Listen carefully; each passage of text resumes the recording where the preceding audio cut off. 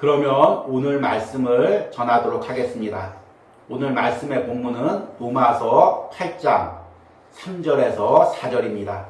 제가 읽도록 하겠습니다. 율법이 육신으로 말미암아 연약하여 할 수 없는 그것을 하나님은 하시나니 곧 죄로 말미암아 자기 아들을 죄 있는 육신의 모양으로 보내어 육신의 죄를 정하사 육신을 따르지 않고 그 영을 따라 행하는 우리에게 율법의 요구가 이루어지게 하려 하심이니라. 아멘. 여러분들은 인생을 살면서 꼭 극복하고자 몸부림쳤던 어떤 삶의 문제들이 있습니까?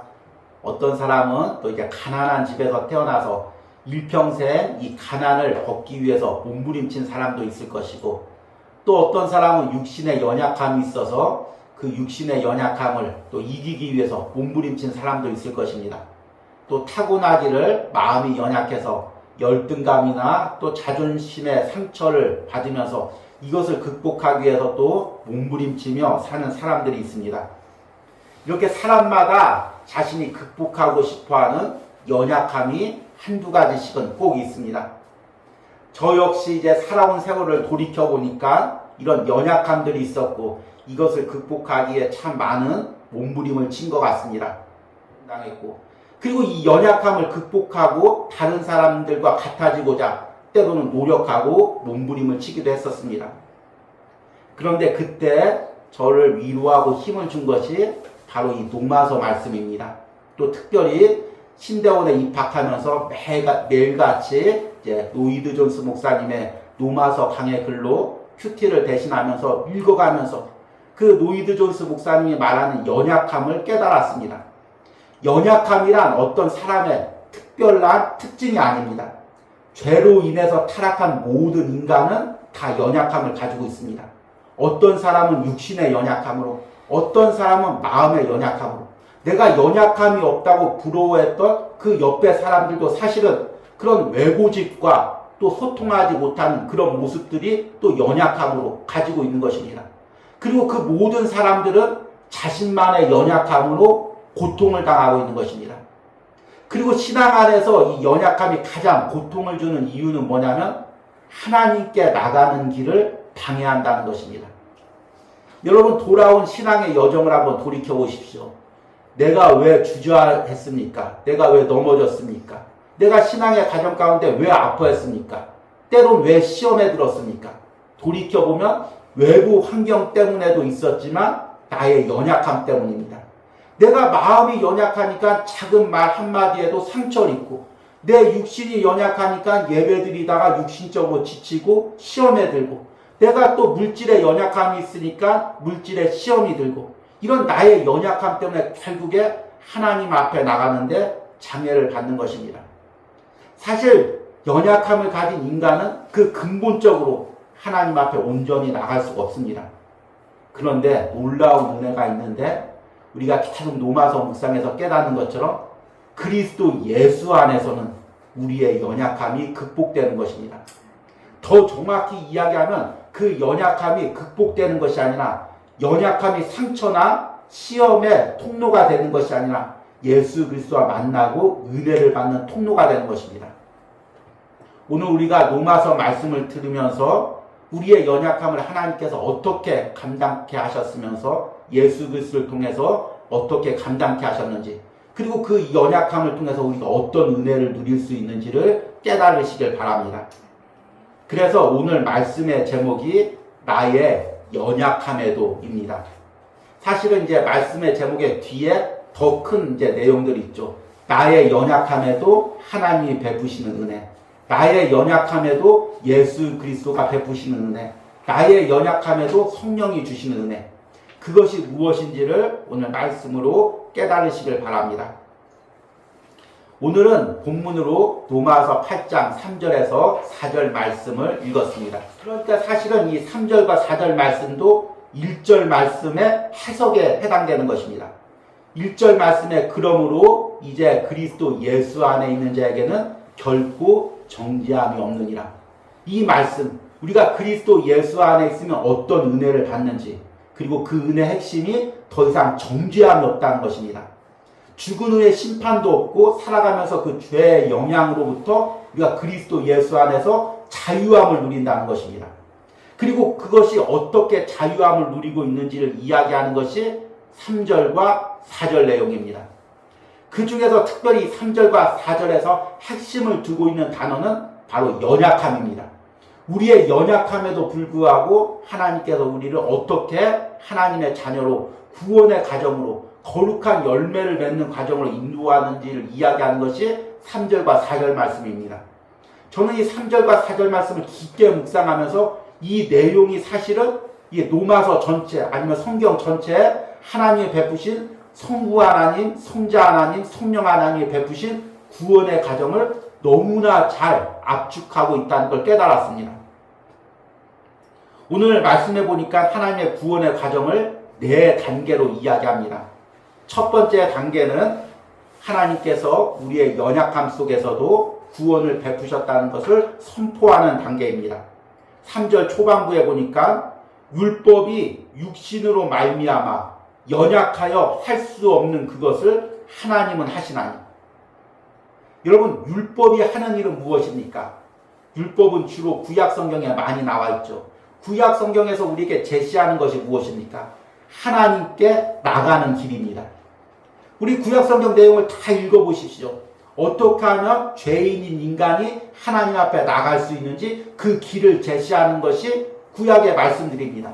십계명이란 무엇입니까? 어떻게 하면 하나님의 말씀을 지켜서 하나님 백성으로 살 수 있는지, 하나님께 나갈 수 있는지를 제시하는 것이 십계명입니다. 레위기 말씀을 읽어보십시오. 부정한 인간이 어떻게 부정한 것을 멀리하고 거룩해져서 하나님 앞에 예배할 수 있는지, 그 거룩하신 하나님 앞에 나갈 수 있는지를 이야기하는 것이 바로 레위기 말씀입니다. 그런데 문제는 이 율법은 하나님 앞에 나가는 길을 제시하지만 그것을 할 수 있는 능력은 없다는 것입니다.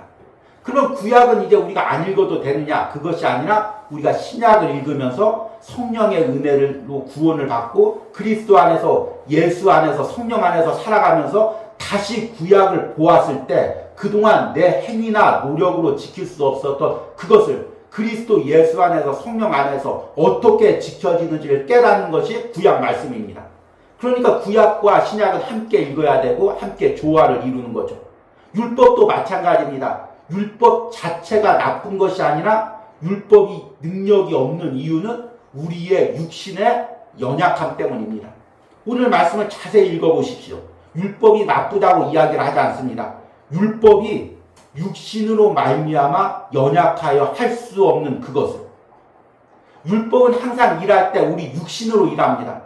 예를 들어서 하나님께 예배해라, 거룩하게 주의를 지키라 말씀으로 이야기하면 그 거룩하게 주의를 지키려면 내 몸이, 내 육신이 그것을 행해야 됩니다. 또 너희 마음을 다하여, 뜻을 다하여, 힘을 다하여 너희 하나님 여호와를 사랑하라. 그러면 내 마음으로 정말 힘을 다하고 뜻을 다하고 중심을 다해서 하나님을 사랑해야 됩니다. 내 마음이 그것을 행해야 됩니다.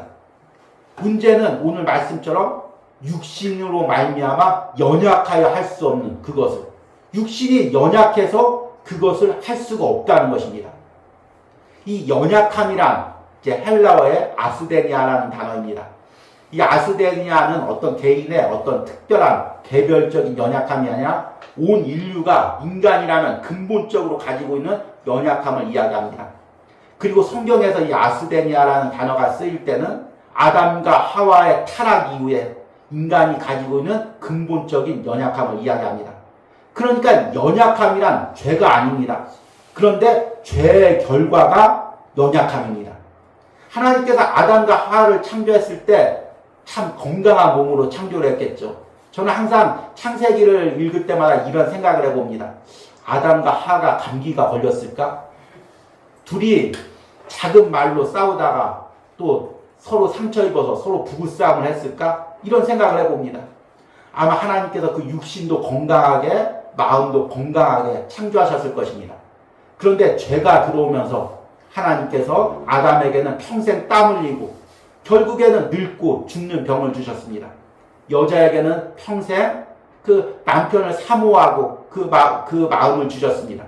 그것의 핵심은 무엇이냐면 육신과 마음이 연약해졌다는 것입니다. 그리고 이렇게 결국에 연약해지고 점점 연약해지면서 나중에는 흙으로 돌아가는 것. 이것이 죄의 결과였습니다. 여러분, 나이가 들면서 특징이 무엇입니까? 육신이 연약해지다는 거죠. 그런데 놀라운 게 있는데 나이가 들면 마음도 연약해집니다. 젊었을 땐 겁나는 게 없었죠. 모든 걸 다 할 수 있을 것 같죠. 근데 나이가 들면 점점 앞날이 겁나고 또 세상이 겁나고 또 여러 가지 염려가 들어옵니다. 작은 자녀의 말에도 상처를 받습니다. 이렇게 육신과 마음의 연약함은 함께 가는 것입니다. 그리고 그 연약함 때문에 우리는 그 하나님의 말씀을 지킬 수도 없고 온전히 살아갈 수도 없습니다. 그런데 그렇게 율법이 할 수 없는 그것을 하나님이 하신다는 것입니다. 이 말씀에는 너무 깊은 하나님의 뜻이 압축되어 있습니다. 여러분, 자녀를 보았을 때 자녀가 육신이 연약하거나 무엇이 연약해서 잘 무엇을 못하는 것을 보면 부모 마음에 얼마나 안타깝습니까? 어떻게든지 저 연약함을 고쳐주고 싶고 또 이 연약함을 극복하게 해주고 싶습니다. 하나님의 마음이 그것입니다. 건강하게 죄도 없게 창조한 인간이 죄로 인해 연약해져 매 순간 넘어지고 쓰러지고 아파하는 모습을 보고 하나님은 견딜 수가 없습니다. 그래서 하나님께서 이제 두 번째로 우리에게 구원의 방법을 해나셨습니다. 그 구원의 방법이 무엇이냐면 3절 후반부에 나와 있습니다. 곧 죄로 말미암아 자기 아들을 죄 있는 육신의 모양으로 보내어 육신의 죄를 정하사. 예수 그리스도를 육신의 모양으로 보냈다는 것입니다. 이 말씀을 잘못 해석하면 죄 있는 육신의 모양으로, 그래서 예수님께서 죄가 있게 오셨다고 생각할 수가 있는데 여기 보니까 죄 있는 육신의 모양으로, 이 모양으로라는 것은 겉의 모습을 입었다는 것입니다. 그러니까 예수님께서 죄가 있는 인간의 모습을 입고 오셨다는 것입니다. 죄가 있는 인간의 모습이란 무엇입니까? 연약한 모습이죠. 병들고 아파하고 마음 아파하고 눈물 흘리고 상처받는 그 모습이 바로 인간의 모습입니다. 그래서 성경에 보면 예수님에 대해서, 이 땅에 오신 예수님에 대해서 묘사할 때 죄가 없으시니라. 그러나 우리와 같은 연약함은 그대로 가지고 있고 또 그 연약함으로 그대로 시험 받으시고 눈물을 흘리시고 아파하시고 결국에는 우리의 모든 연약함을 가지고 십자가에서 담당하시고 죽으셨습니다. 우리의 연약함으로는 하나님의 말씀대로 살 수가 없습니다. 연약하니까요. 그런데 예수님께서 그 연약함을 가지고도 이 일평생 하나님의 말씀을 다 순종했고 결국에는 십자가에서 온전한 순종을 이루셨습니다. 그리고 이제 우리는 예수 그리스도 안에서, 성령 안에서 그 연약함을 통해서도 하나님의 뜻대로 살 수 있는 은혜를 주신 것입니다. 이것이 로마서 8장 1절서부터 계속 이야기하고 있는 내용입니다. 그리고 세 번째는 4절 후반부의 말씀을 보니까 율법의 요구가 이루어지게 하려 하심이니라. 세 번째는 우리가 예수 그리스도를 통해서, 하나님이 예수 그리스도를 통해서 율법의 요구를 이루어지겠다는 것입니다. 율법의 요구는 무엇입니까? 앞에서 한 가지를 이야기했죠. 말씀대로 살아서 하나님 앞에 나가는 것. 이것이 율법의 요구죠.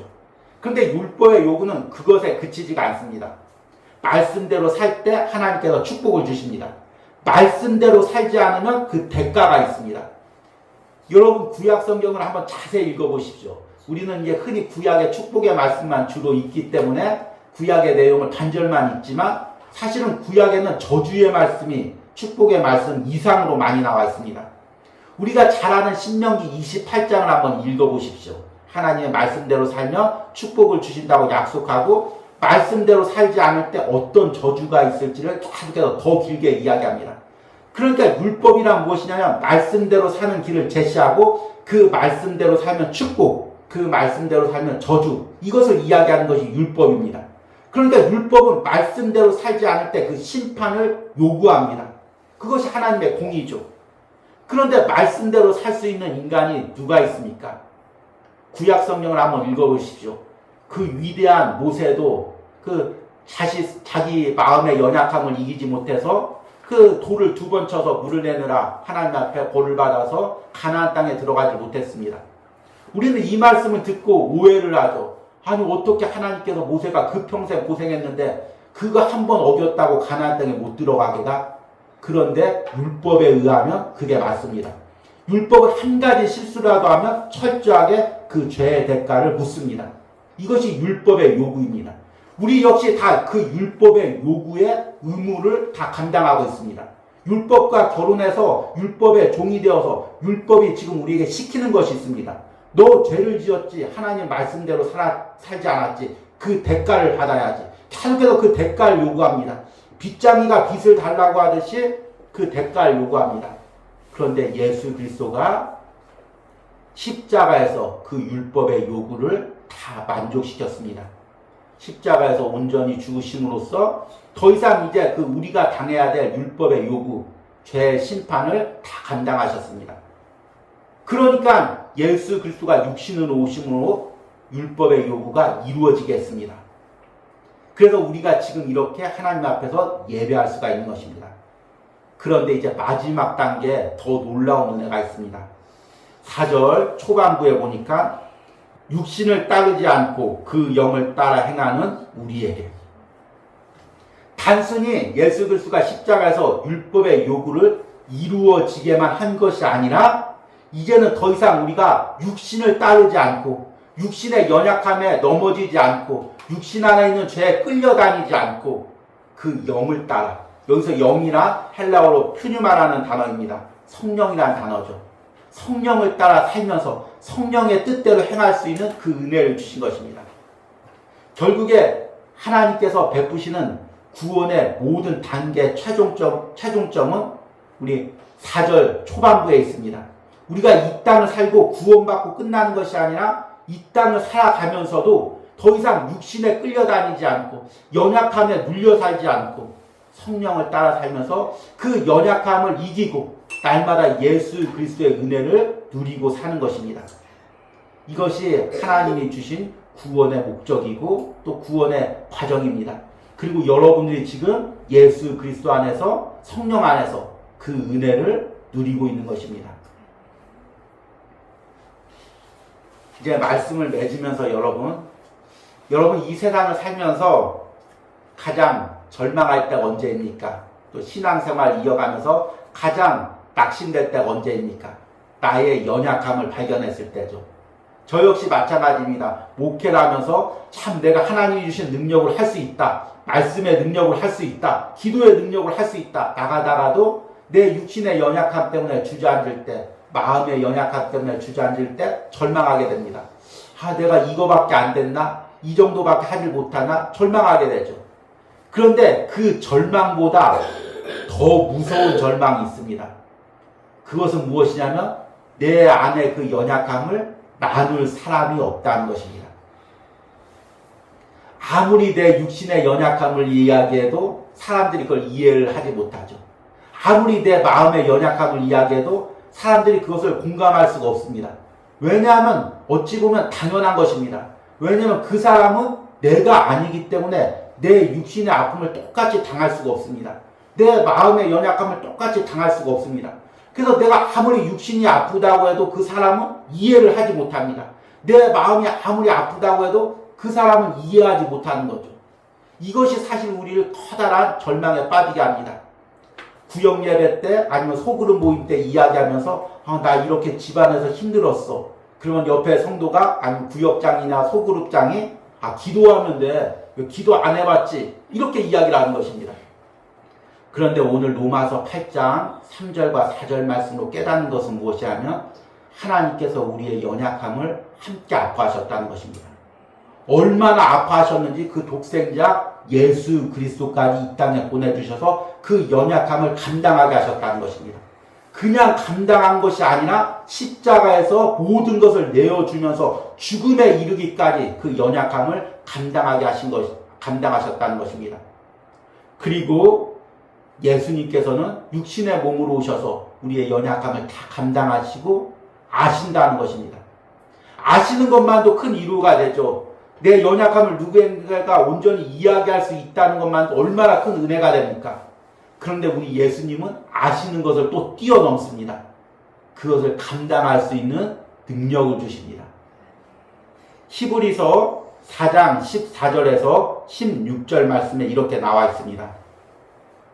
그러므로 우리에게 큰 대제사장이 계시니 승천하시니 곧 하나님의 아들 예수시라. 우리가 믿는 도리를 굳게 잡을지어다. 우리에게 있는 대제사장은 우리의 연약함을 동정하지 못하실 리가 아니요 모든 일에 우리와 똑같이 시험을 받으시니로되 죄는 없으시니라. 그러므로 우리는 긍휼하심을 받고 때를 따라 돕는 은혜를 얻기 위하여 은혜의 보좌 앞에 담대히 나아갈 것이니라. 아멘. 여러분, 우리 지난주에 그리스도 예수 안에서 받는 은혜가 무엇인지에 대해서 말씀을 드렸습니다. 이제 결코 정죄함이 없습니다. 우리는 이제 더 이상 지옥 형벌을 받지 않습니다. 우리는 이제 은혜로 구원받았습니다. 지금 죽어도 천국을 갑니다.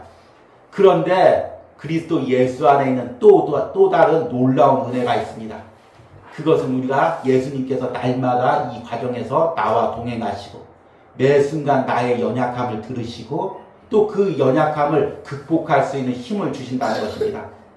매 순간 우리 예수님이 나에게 묻습니다. 사랑하는 아들아, 오늘은 무엇이 힘들었느냐? 사랑하는 딸아, 오늘은 무엇 때문에 아파했느냐?